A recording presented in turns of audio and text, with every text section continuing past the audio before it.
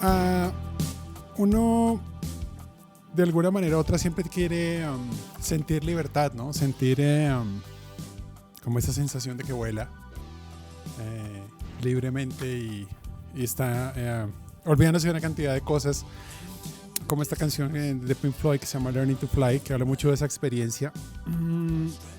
Cuando uno se mete en proyectos de inteligencia artificial, tiene que dar de alguna forma un paso de esos, un paso atrevido en el que se va a lanzar a algo que da mucho miedo, pero que seguramente al final va a ser liberador, porque va a tener una nueva forma de resolver los problemas, de ver los negocios, de entender la vida. Hoy vamos a hablar en una segunda entrega, el volumen 2, de las verdades de los proyectos de inteligencia artificial, con gente que ha estado en las trincheras, llorando, sufriendo, arrastrándose en los proyectos, en proyectos reales.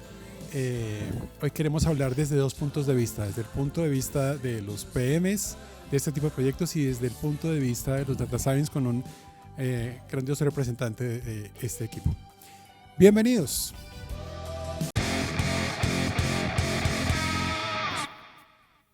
Bienvenidos a otra entrega del iRock Show. Creo que después de esta nos queda tal vez la última o dos para finalizar el 2020 y por fin y arrancar el 2021.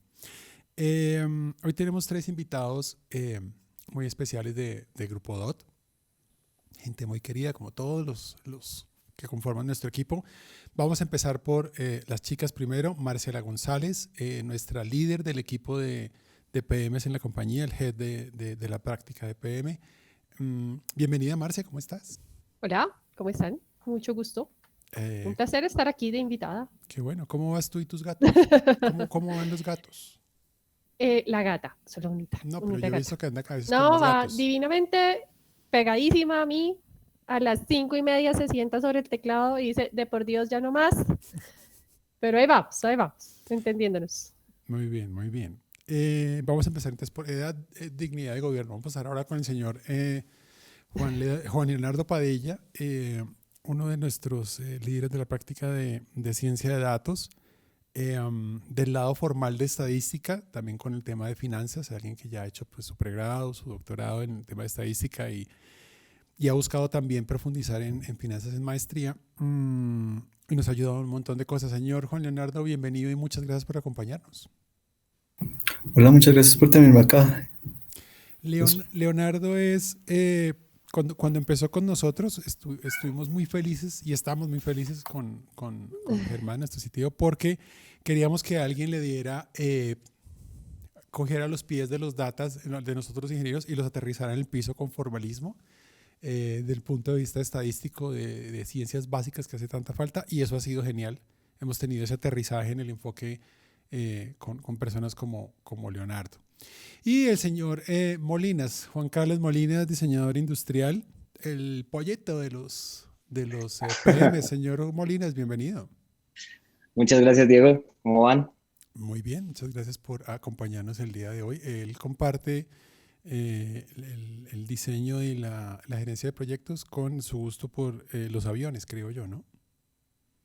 Claro que sí. Muy a propósito Por de ese la lado canción va. con la que abrimos el día de hoy. Muy bien, vamos a empezar entonces a hablar de proyectos de inteligencia artificial en esta nuestra segunda entrega de las verdades de los proyectos de inteligencia artificial, con una primera pregunta para ustedes de ambos lados, del mundo de la gerencia de proyectos, porque es diferente gerenciar un proyecto de ciencia de datos y de inteligencia artificial. No me cansaré de decirlo, he recibido correos y apuntes de gente diciendo, no, pues sigue la guía de PMI. No. Hay mucha incertidumbre, muchas formas diferentes acá de hacer las cosas, lleva al límite lo que tradicionalmente hacemos, por eso insistimos en que es diferente. Vamos a empezar con la primera, que es muy directa, y es, en las fases de un proyecto de estos, uno tiene una primera parte, que también lo hemos dicho, uno termina vendiendo, así esté trabajando dentro de una misma organización, una misma corporación, y quiere que se pueda ejecutar un proyecto de estos, uno tiene que venderlo, tiene que convencer a la gente de que invierta en una cosa de estas. Cuando uno está en esa etapa de tratar de enamorar, de vender, para que le compren la idea, ¿qué puede salir mal? ¿Qué error puede uno cometer en esa etapa? Y una vez más quisiéramos empezar con Ladies First. Marcela, para ti, ¿qué puede salir mal? Voy a empezar un poquito antes con lo que estabas diciendo de que los proyectos, pues en última son proyectos y uno sigue la guía de PMI y está al otro lado. Creería que no, creería que estamos un poco más hacia más que un marco metodológico ágil o no, en un marco de generación de confianza. Estamos aprendiendo, el cliente está aprendiendo un montón de qué quiere hacer, un montón de expectativas. Creo que nosotros hemos ganado una muy buena experiencia para poder ir guiándolo en cómo centrar esas expectativas a lo que quiere, pero tú dices que pueden salir mal muchas cosas. Y una primera cosa es que hablemos claramente de qué es lo que queremos hacer de los dos lados para poder llegar a algo bien establecido. Y cuando digo bien establecido no es porque cuando uno firma el SOW ya quedó en piedra, porque una de las cosas que pasa en estos proyectos es que el alcance es evaluado cada vez que es necesario. Cada vez que me siento y evalúo lo que está pasando, puedo decir, esto no va bien por este lado o vamos muy bien por este lado. Y eso no quiere decir fracaso. Desde lo que hemos aprendido, eso quiere decir es aprendizaje para que la siguiente iteración sea mucho mejor. Así la respuesta sea, no vamos bien. Entonces, Parando ahí un momentito, o sea, si dale. a uno le dicen, venga, usted va a hacer un modelo, vamos a trabajar en un modelo para que prediga una serie de tiempo el valor A. Quiero predecir ese valor, que ese valor es cuántos pedidos de una referencia específica me van a llegar la próxima semana. Un modelo que sea capaz de hacer eso. Si ese es el alcance, ¿por qué dices tú que en algún momento cuando arranco a ejecutar, uno dice, no, ese no puede ser el alcance? Hay dos factores que, digamos, serían claves. El primero es qué pasa con los datos. Los datos podemos arrancar con un supuesto de que están de una manera, de que sí existen, de que son suficientes, etcétera, etcétera, etcétera. Y por eso la primera sentada que hacemos es a mirar cómo están los datos. Cuando los científicos de datos aquí representados se sientan y dicen, sí señor, estamos bien, podemos empezar a dar una hoja de ruta por dónde ir, pero eso es una hoja de ruta tentativa. Y la otra cosa de que surge es qué modelo vamos o modelos se tiene que aplicar, porque puede ser más de uno. En la medida en que vamos conjugando esas dos variables, experimentando, vamos diciendo qué tan bueno es ese camino o qué tan no bueno es ese camino, o si nos faltó considerar algo en medio de toda esa exploración.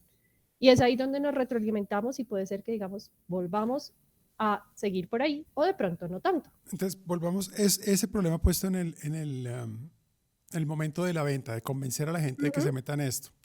Leonardo, si uno se va alrededor de eso, cuando uno está tratando de convencer a la gente de meterse en esto, bien sea porque es una empresa que vende ese servicio o bien sea porque dentro de su organización lo va a hacer, su merced, ¿cómo lo ve alrededor de esto? Es un tema bien complejo porque como tú mismo decías, en un momento de venta, por mejor que sea el proyecto, por muy bueno que sea el producto, lo vamos a querer vender. Pero también uno tiene como que tener en cuenta con el cliente si eso va a tener un impacto. Eso es algo que a veces se suele como omitir, quizás. ¿Será que lo que el cliente quiere resolver de verdad va a tener un impacto en su organización? ¿De verdad le va a resolver algún problema? ¿O simplemente se quiere montar en este avión que se llama inteligencia artificial porque es un boom? Eso también es algo que siempre se debe cuestionar ambas partes. Y es así como lo veo yo en ese aspecto. Juan Molinas, primer gran problema que uno puede encontrar en la parte de venta. Bueno, yo creo que un poquito ahí, sobre la línea de lo que venían conversando, sería ese punto donde se puedan llegar a generar ciertas expectativas y de repente digas como, ok,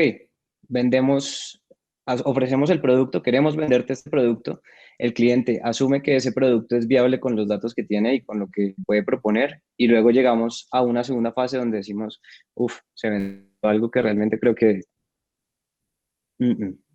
Normalmente quien hace la venta, ya sea dentro de una organización o una compañía externa como nosotros que lo vende, es diferente al grupo que realmente va a hacer la planeación y la ejecución. Es más, a veces pasa que el que vende es uno, el que planea es otro y el que ejecuta es otro. Son tres personas diferentes o tres grupos de personas diferentes.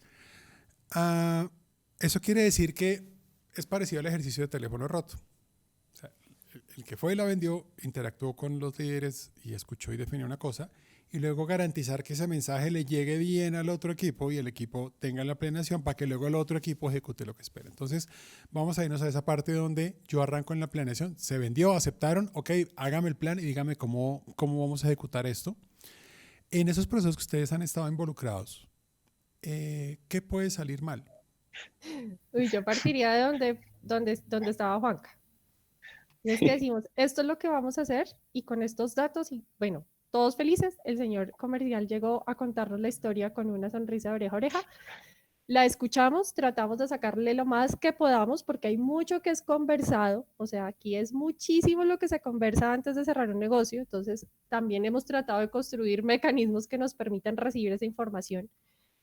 Pero entonces cuando nos sentamos a hacer la planeación y estamos con el cliente, el señor nos dice, ay, eso le falta un detallito. Entonces te tengo que mostrar los informes de los últimos 6 meses que nunca habíamos visto y todo se transforma. O sea, todo el entendimiento es otra cosa. A lo que él le llamaba un reporte resulta siendo una megabodega de datos. La megabodega de datos resulta siendo un PDF que no se puede escanear siquiera. O sea, es ir a encontrarse con la realidad e incluso pasa desde la planeación, incluso antes de que lleguemos a hacer los datos. Cuando nos sentamos a ver el paso a paso de cómo se construye, empiezan a salir verdades que no habíamos hablado antes. Y es un punto que incluso si se va a hacer internamente en la organización, hay que dejarlo muy claro. Tratar de llegar lo más detallado posible para hacer una buena planeación. No, nada, es eso que dice Marce, es como a veces en la venta llega el comercial y te dice, te voy a entregar el super proyecto, esta gente es súper chévere, son súper amigables, la vas a pasar súper bien con ellos, simplemente les vendimos 5 modelos, tenemos 5 semanas para ejecutarlos, de pronto los industrializamos, no sé qué, podría ser como algo así que es como, ¿what? Y de repente digas como, marica, eso es como si me dices, llegó, llegué, conocí la vieja, salimos, no sé qué, oye, quisiera salir contigo en serio, no sé qué. Me dijo, sí, pues súper chévere, le voy a comentar a mi novio a ver si tenemos una relación abierta. Ah, tienes novio. Sí, eso es Es tremendo. algo así como, puff, te quedas frío y es como, ok, vamos a ver qué podemos hacer. Pero sí, es por ese lado, es algo que es como el comienzo. Sí, Yo quisiera saber, total. Leonardo, y esto se lo voy a decir, Sí, amigo. no, estoy aceptando una gran verdad. Uno, cuando está en el proceso de venta, de enamoramiento del cliente, saca lo mejor que tiene y lleva a estos genios, lleva a los datas a que hablen con el cliente y muestren cosas. Cuando ya se vende, uno va a planeación y hay un momento como oscuro y luego vuelve y los llama para que arranquen a trabajar.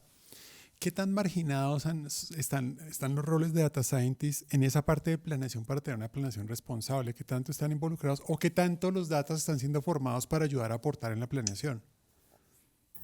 Y esa pregunta es bien interesante porque antiguamente sí, digamos, los equipos de datas sí veníamos siendo marginados en el tema comercial. Puede que sea porque no nos preparamos, quizás por error nuestro, en habilidades blandas. Ahí hay que hacer un mea culpa, pero también quizás porque nosotros somos los que aterrizamos. Y en esa fase de enamoramiento, pues nadie quiere ver las realidades. Entonces, uno quiere encantar, pero es difícil encantar con hechos. Ven, te quiero mucho y todo lo demás, pero mira todos los defectos que tengo. Es difícil así. O mira, me encantaría que tuviéramos algo, pero mira todos los defectos que tú tienes. No, no creo que funcione así. Está buenísima la metáfora. Eh, un poco técnicos, pongámonos. ¿Cuáles, sigamos en la parte de planeación, cuáles proyectos, cuáles tipologías de modelos? Pensemos en los grandes capítulos de tipología. O sea, una cosa es capacidad predictiva, habrá capacidades analíticas, eh, habrá Deep cosas que learning. funcionan con Deep Learning, habrá cosas que no funcionan con Deep Learning, sino con otras técnicas, habrá temas que tienen que ver con NLP. En general, si yo calificara cuál tipo de proyecto es más riesgoso en la planeación que otro, o sea, cuál puede ser un poco menos riesgoso que otro, obvio, dejando de lado el problema de datos y demás, que es un problema bien complejo. Si uno pensara como en familias de modelos que pueden ser, estas son un poquito más seguras que otras y estas son un poquito más riesgosas que otras. ¿Te atreverías a dar algún concepto sobre eso, Leonardo? A mi modo de ver, no creo que haya ningún proyecto que sea más riesgoso que todos. Todos son extremadamente riesgosos. Ok. Y Eso le da si me una gran preguntas cuál tranquilidad a es el todos los proyecto, leads que tiene esta compañía con eso. Ok. Si me preguntas cuál es el Ajá. proyecto que mayor riesgo va a tener, para mí, es el que el cliente no tiene claro qué va a hacer con él. Ok. Ujú. Esa es mi respuesta. O sea, si el cliente no sabe cómo va a manejar el postproyecto y no entiende que esto es como una entidad viva.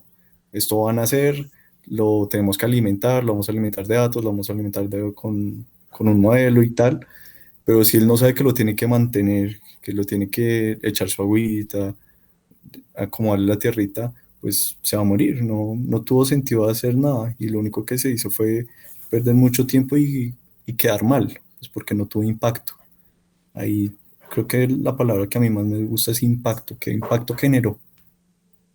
Yo creo que ahí le están pegando ustedes a un tema muy importante y es que una cosa que está pasando y es como la transición de la evolución de las disciplinas involucradas en esto, es que venimos de, pues tanto agilismo, pero en general venimos es de software puro, o sea, que de Ujú. alguna manera ya se ha logrado estabilizar, aunque sigue siendo también de alto riesgo un proyecto de software, pero de todos modos se ha ido estabilizando con cierta metodología, de alguna forma se linealizó, a pesar de que uno habla de agilismo y habla de Scrum y de Sprints, de todos modos terminan en un cascade, terminan en una cascada de programación, y estamos tratando de encasillar una cosa que se sale totalmente de ese molde, de principio, fin y etapas. Si hay etapas, obviamente tratamos de ejecutarlas. Y estamos tratando de llevar un tema que es de exploración, descubrimiento conjunto para...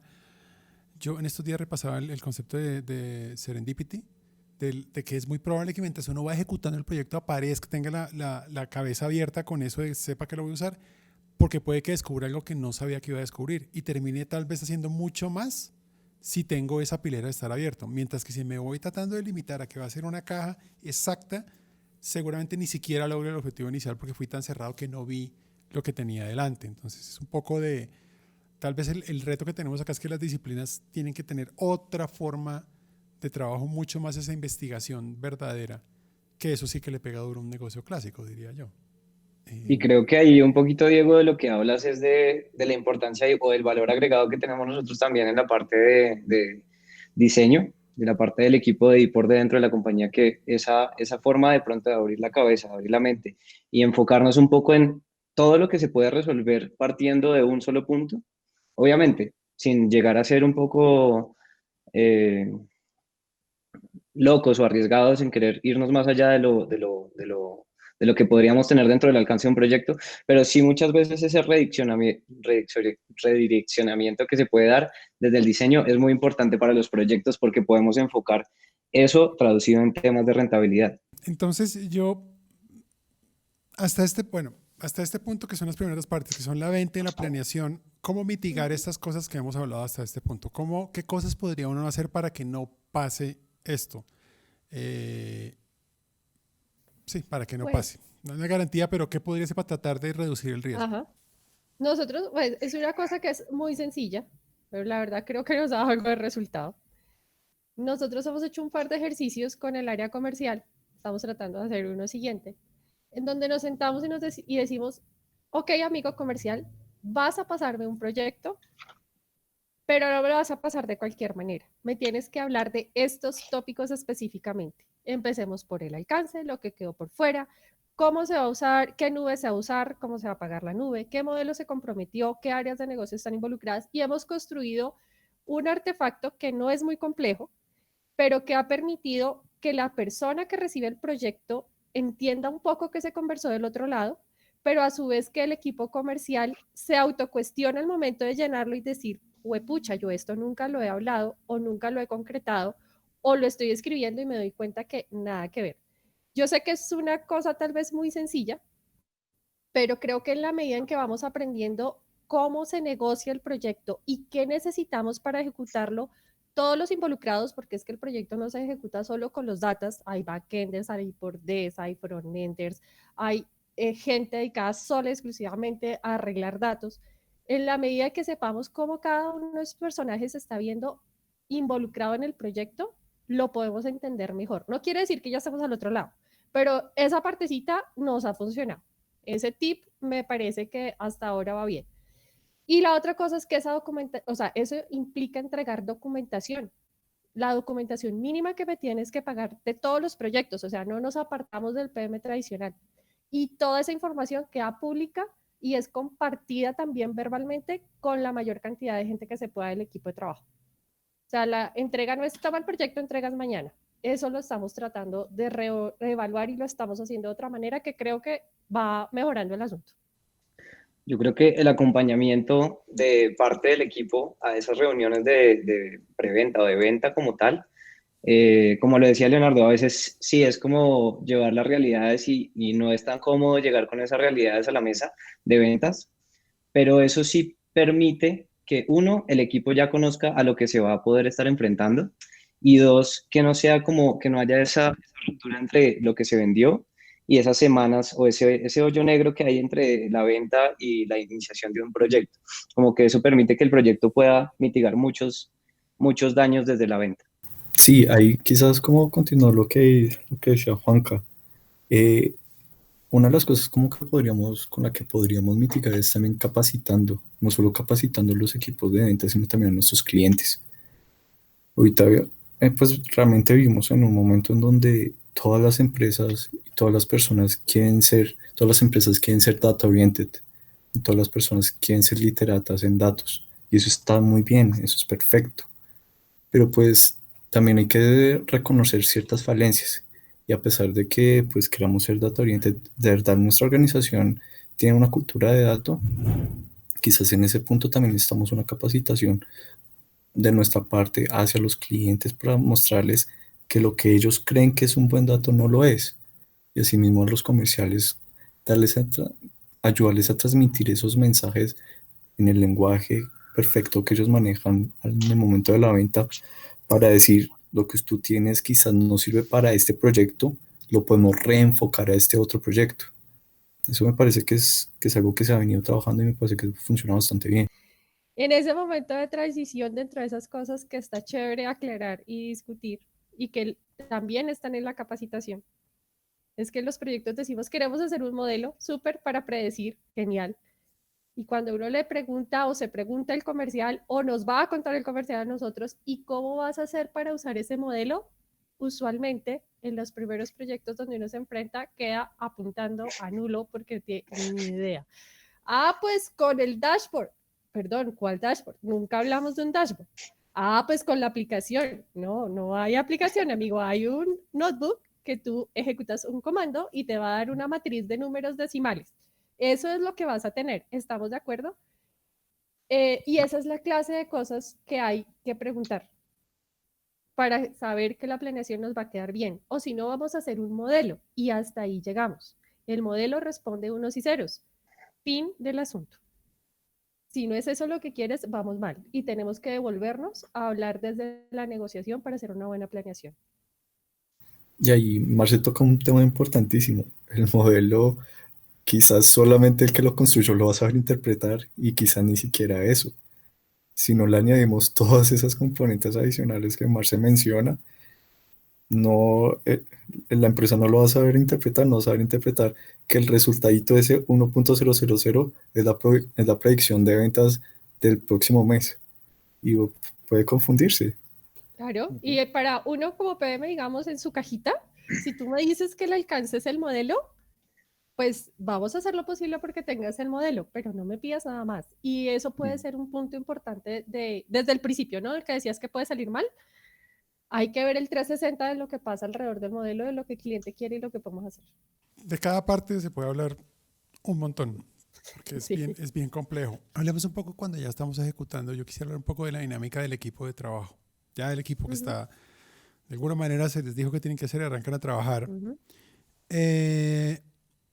Hablemos de dos roles esenciales. Hablemos de los científicos de datos y del resto.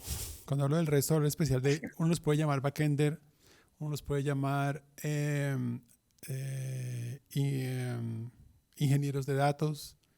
O sea, hay como dos roles diferentes. Una cosa es el científico que está trabajando en modelamiento y otra cosa diferente es quien tiene que ayudar a que esos datos se formateen y empiecen a unificarse a algún lado. Hemos visto y he visto mucho en clientes donde ya hay equipos instalados o en otras compañías que los dos roles no necesariamente están aparte y el mismo data, y así nos pasó hace unos años. Uno arrancaba, no tengamos científicos de datos y arranquemos a trabajar. Y al mismo científico hacía las funciones del back o del ingeniero de datos.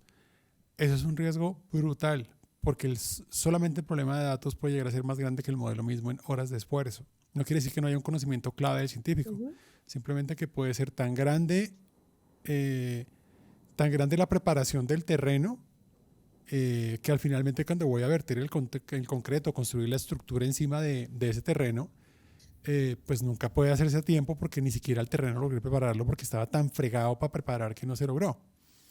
Entonces, sobre los roles y la dinámica de esos roles, ¿qué riesgos puede haber ahí? Yo creo que ahí en cuanto a tiempos, porque ahí la combinación entre uno y el otro es muy importante en ese momento en el que el científico de datos se enfoca en entender o construir un estado del arte actual de lo que puede encontrar en el mercado que ya está construido para soluciones parecidas a lo que queremos construir como modelo. Y mientras eso está ocurriendo en paralelo, el backender puede estar construyendo ya o empezando a hacer una transformación de esos datos para poder ir ganando ese terreno que se necesita para poder cumplir con los tiempos que se establecen desde la parte comercial y de ventas de un proyecto. Entonces creo que ahí más que entenderlo como un riesgo, sí, sí es un riesgo, pero es como ya podemos irlo mitigando entendiendo la estructura correcta de un equipo de trabajo dentro de una organización y un proyecto de este tipo. Yo quisiera traer a colación algo que tú dices, bueno, inicialmente estábamos con los datos, después dijimos los datos necesitan un ingeniero de datos, y en un proyecto particular en el que estábamos ahorita hicimos una reflexión y es que incluso se puede llegar a necesitar otro perfil que ni siquiera es un ingeniero de datos, es este personaje que va a estar moliendo y preparando datos de una manera minuciosa, que ni siquiera se trata de grandes volúmenes de información.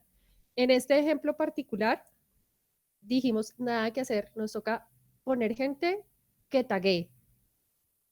Esa es su misión en la vida. Y pueden tener días y semanas de trabajo, que no es menor porque si ese personaje no hace la tarea y no la hace de forma correcta, de ahí para adelante nadie va a poder funcionar. Entonces, hay que tener mucho cuidado en eso, dependiendo del modelo, de lo que se vaya a construir. Ese mundo de los datos puede requerir ese trabajo muy minucioso o puede requerir ese trabajo de volúmenes de información que requiere expertise para cada cosa. No es uno mayor, no es uno menor, todos son muy importantes. Pero sí hay que tener en cuenta qué voy a construir para saber a quién voy a poner a maciar datos y hasta qué nivel tengo que llegar. ¿Cómo funciona esa relación de los científicos de datos con los ingenieros que colaboran en ese back, Leonardo? Esa simbiosis. No, realmente me parece supremamente importante lo último que dijo Marce. Todos estos roles que van apareciendo, unos que ya tienen unos nombres como científico de datos, como data engineer, y esos otros que son unos roles que aún no tenemos nombre, que son esas personas que nos pueden ayudar a taguear datos, a limpiar, a macear esos datos. Todos esos roles tienen que tener el mismo valor y todos esos roles tienen que estar en una constante comunicación, porque sin uno no funciona el otro. Afortunadamente ahorita como que ya se vienen las empresas dando cuenta que solo un data scientist no lo puede saber todo. Y si lo sabe todo, pues pucha, hay que, quizás, si dice que lo sabe todo, hay que como que medio que desconfiar, porque entonces es un océano de conocimiento con 1 centímetro de profundidad. Realmente esto de los roles es supremamente importante. Dependiendo del proyecto vamos a necesitar data engineer, vamos a necesitar ML engineer, vamos a necesitar data analyst, vamos a necesitar otros perfiles además de estos 4 que ya mencioné. Y sin ellos y sin una correcta comunicación de ellos, pues realmente el proyecto no va a rendir muchos frutos. ¿Cómo en lo que han visto ustedes en este tiempo, cómo logra uno que un proyecto, o sea, ya está bien definido, está bien pactado? ¿Uno cómo puede hacer que rinda más, que sea más rápido? ¿Hay formas, hay trucos para que uno pueda ser más eficiente en la ejecución de un proyecto de inteligencia artificial? ¿Cómo hacer que sea mucho más eficiente en su ejecución? Yo ahí respondo. Dale. Respondo con una frase que decía un profesor: no hay almuerzo gratis. Si tú quieres más velocidad, ¿qué estás dispuesto a sacrificar por esa velocidad? Okay. ¿Estás dispuesto a sacrificar en la calidad del producto que te vamos a entregar? ¿Estás dispuesto a sacrificar que quizás no te voy a dar a entregar el producto A, B, C y solamente te voy a entregar el producto A? Eso es como yo lo veo. Menor tiempo de ejecución solamente puede conseguirse si se sacrifican cosas. Y pues eso ya es una cosa que se tiene que ponderar y Ujú. llegar a momentos en donde se diga que sí y otros en donde no. Ok. Sí, yo creo que eso es muy importante y es hasta donde yo puedo llegar, además en proyectos en donde, como decíamos al principio, estamos experimentando. ¿Quieres menos tiempo? Menos rondas de experimentación vas a tener, por ejemplo. ¿Estás dispuesto a eso? Pues sí, puede ser que sí o puede ser que no. Depende de la situación del cliente, depende de la situación del proyecto. Hay unos más maduros que otros. Puede ser que sea mi primera vez con este modelo, con estos datos, con esta área de negocio. Entonces, tal vez démosle más tiempo a la experimentación hasta encontrar que el usuario final encuentra sentido en lo que se le está entregando y ahí sí pasamos a una siguiente fase. Por ejemplo, en un proyecto más maduro, de pronto nos dirán, no, métele mucha velocidad al principio porque lo que necesito es que entrenes muy rápido, voy a pagar toda la máquina que quieras, tarará, y nos dedicamos a otra cosa después porque necesito es que salga muy rápido esto que ya conozco y que sé que me funciona. Depende del proyecto. Y creo que hay otra cosa, pues nosotros lo hemos aprendido, si hay gente que lo va a hacer al interior de sus empresas y demás, una cosa que ha resultado en la maduración es que no todos los científicos de datos están con el mismo nivel de expertise en todos los temas. Si la estrategia por este lado es deep learning, hay gente que sabe mucho de deep learning y no quiere decir que el otro científico sea menos bueno.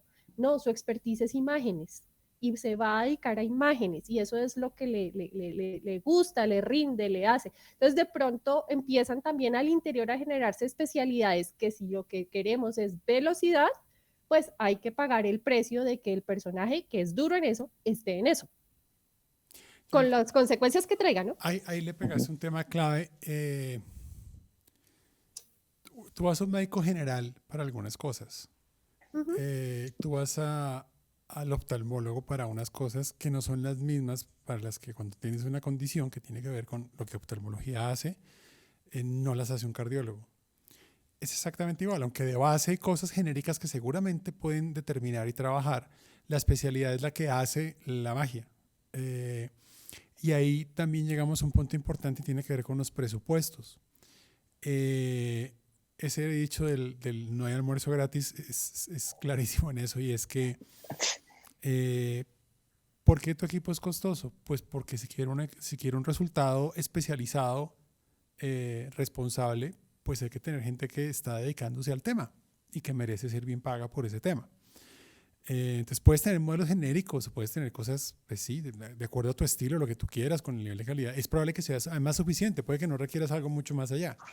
Pero llega un punto en que si requieres otro tipo de atención, otro tipo de complejidad mayor y mejores resultados, pues hay que hacer inversión porque el tipo de gente que está ahí lleva tiempo invirtiendo en ellos mismos, en su estudio, en su investigación y como compañía para poder responder a ese tipo de retos. Es así de simple. Entonces, y le pega algo muy importante, me devuelvo a la venta, que es muy común que uno lo comparen en precios. No es comparable, no es comparable. Empezando por tiempo de estudio. Ah, Leo también tiene gato. Por tiempo de estudio y dedicación que requiere poder resolver un problema de cierta manera. Son personas que llevan mucho tiempo estudiando, desarrollando investigación, contra otras que no, respetando cada lado. Entonces es diferente lo que cuesta una cosa y la otra. Eh, Cuando ya vamos hacia la parte de entrega, ya hacia la parte que empieza a finalizar, yo quisiera trabajar esto con un caso concreto de ejemplo. Hablemos de un proceso, de algún modelo que utilice procesamiento de lenguaje natural. Procesamiento de lenguaje natural ha tenido, digamos que una explosión muy pop de uso, que yo siento que es muy superficial para lo que realmente puede hacer, que es mucho más poderoso, mucho más trascendental, que tiene que ver solo con chatbots. Sí, muy bien, tema de chatbots y ya. Pero hay unos temas de poder convertir en cuantitativo temas cualitativos que están tremendamente complejos, enraizados en textos que he venido guardando durante la historia como historias clínicas. Cómo yo logro sacar cosas cuantitativas de escritos de muchos años de doctores que han hablado de sus pacientes. Cómo eso lo convierto en eso. Fíjense, a veces la gente lo ve como algo muy simple o como que... y el impacto es muy fuerte. Como logro sacar de allí números muy concretos sobre lo que han escrito, condiciones y relación entre ellas, para luego poder trabajar sobre relación entre eso. Entonces, cuando yo voy a entregar algo, por ejemplo, en procesamiento de lenguaje natural, ¿cómo hacer para que los clientes realmente le saquen el jugo a eso? Es el problema. O sea, ¿cómo? Porque hay un riesgo alto y es que no lo usen, como lo mencionaron ustedes al principio, ¿para qué lo uso? Y en lenguaje natural pasa mucho eso. Lo ven muy limitado, lo ven muy poco profundo porque lo ven para cosas conversacional muy sencilla y no ven la gran capacidad que hay en las conversaciones con sus clientes que pueden estar grabadas o escritas y cómo eso puede ayudar a a una visión diferente de las relaciones que no han visto. ¿Cómo trabajar en eso? ¿Cómo hacerlo? Porque esto ni siquiera tiene que ver con el modelo mismo, porque uno lo trabaja, sino con la compañía, cómo hacer que le saque el jugo a esto, por dónde atacar ese problema.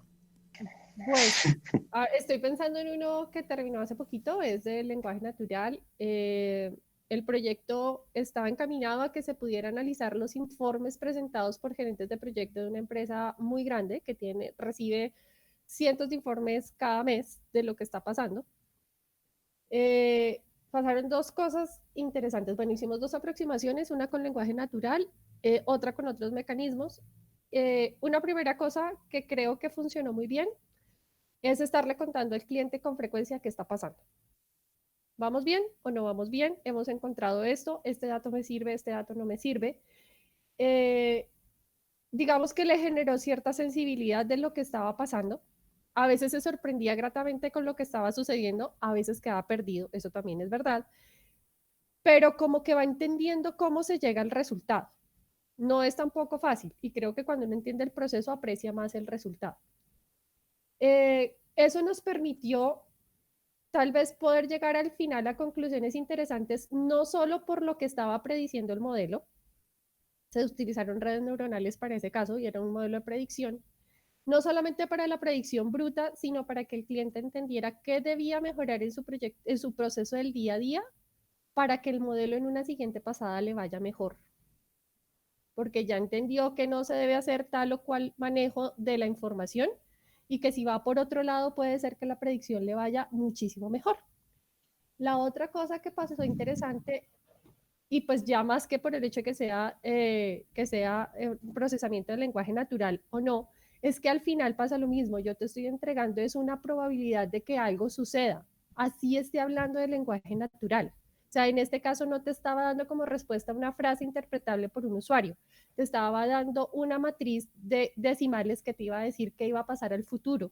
Y el cliente tenía que aprender a interpretar el resultado. Para eso, ¿no? Porque es importante, creo que hay un buen mensaje para la gente que lo escuche y es, incluso cuando usted está conversando con alguien, cada frase que usted lanza tiene una probabilidad de éxito o no éxito frente a la intención que usted tiene con ella. Porque así funcionan las relaciones humanas. Ejemplo típico, volvamos a las relaciones de pareja. Es que tú me dijiste que yo no te dije eso, lo que yo quería decir era A. Entonces fíjense la probabilidad de que cause la reacción que no es. Tal cual es lo que uno puede trabajar con modelos de representación de lenguaje natural. Son probabilidades al final de mensajes o de salidas que tiene de acuerdo a eso con lo que ha sido entrenado. Igualito a lo que trabaja con seres humanos. Es exactamente igual. El tema es, y volvemos al riesgo, es saber cómo usarlo. Cómo hacerle para saber cómo usarlo. Y la otra cosa, y creo que va un poco ahí con eso que tú dices de la probabilidad, de la interpretación, es que quien esté al otro lado recibiendo, y nos pasó eso porque hicimos varios ejercicios, no directamente con el product owner, sino con usuarios expertos diciéndole, mira, salió esto para ti, ¿eso qué significa? Y la interpretación que le daba el usuario experto resultó incluso diferente a la que el product owner le daba. Y eso nos permitió cambiar ciertas cosas y fortalecer otras. Cuando el señor llega y mira y dice, esto tiene todo el sentido del mundo que me digas que salió esto y esto y esto, porque eso siempre pasa. No, ok, entonces no vamos tan mal. Para el product owner en realidad eso no decía mayor cosa. Y creo que esa relación es importante porque estamos hablando de cosas de interpretación, no son cosas totalmente ciertas o totalmente falsas. Es algo que hay que sentarse y pensarlo en el resultado. Yo agarro esa última frasecita tuya, Marce. Los modelos de NLP, como la gran mayoría de los modelos que nosotros desarrollamos, son modelos estocásticos, no determinísticos. Son modelos que tienen incertidumbre. Son modelos que si tú no sabes interpretar los resultados como experto que debe ser, pues no vas a poder sacar el verdadero fruto del entregable. Ahí Eso es un tema muy interesante ahí. Sí, eso, vuelvo a ese ejemplo y nos pasó en la entrega, pues en las sesiones de entrega que fueron muchas, con el Product Owner nuevamente le decíamos, mira, la probabilidad de que aquí a 3 meses este conjunto de proyectos entre en sobrecosto es de 30%. El señor entró en pánico, dijo, no, pero pues, qué probabilidad tan pachuca, o sea, usted no me está diciendo nada. Cuando nos sentamos a interpretar qué significaba el 30%, qué significaba que tú tuvieras un 30% de certeza en proyectos que te valen millones de dólares, como era el caso en el que estábamos, qué significa que no lo supieras respecto a tener una idea de que por ahí puede ser, o qué significa que sepas eso combinado con otro conocimiento que tiene esa empresa respecto a sus proyectos, le puede generar un valor interesante. Más que el entender el modelo duro, pues sentarse a charlar qué pasaba alrededor de ese dato que está dando el modelo. Y creo que ahí le pudieron encontrar el sentido, incluso a poder seguir explorando la alternativa de construir modelos para predicción de proyectos en esa empresa particularmente. Sin esa charla, no se hubiera llegado a nada. O sea, me dicen probabilidad de 30%, ay, apaga y vete porque es una probabilidad pachuquísima. Bueno, como siempre que hablamos de estos temas, esto al final no termina cortándolo porque hay tanto que hablar que se nos agotó el tiempo. Pero entonces, grandes lecciones del día de hoy. Tal vez la principal tiene que ver con trabajar de la mano con el negocio, con los que van a usar el, más que con el negocio, con los que son objetivo de uso del modelo en el que estoy trabajando. Tal vez ahí puede estar una de las grandes claves. Si uno tiene de la mano no solo al que, el que vendió y también al que planeó, también a los que construyeron y a los que lo van a usar y juntos pueden transcurrir el camino completo, tal vez todos los riesgos se mitiguen. Tal vez haya que hacer un trabajo preliminar, es otra de las conclusiones de hoy, en nivelar un poco conocimiento, no está mal. Hacer entrenamiento preliminar al equipo con el que uno va a trabajar de cliente, bien. O sea, empezando por el C-Level, nosotros sí somos de los que pensamos que hay que enseñarle ciencia de datos a todos los niveles, sí, para que se faciliten las conversaciones. O sea, es un tema de comunicación y un tema de entendimiento también de lo que el negocio puede hacer. Como siempre, no hay fórmulas mágicas, lo que hay es trabajo, mucho trabajo.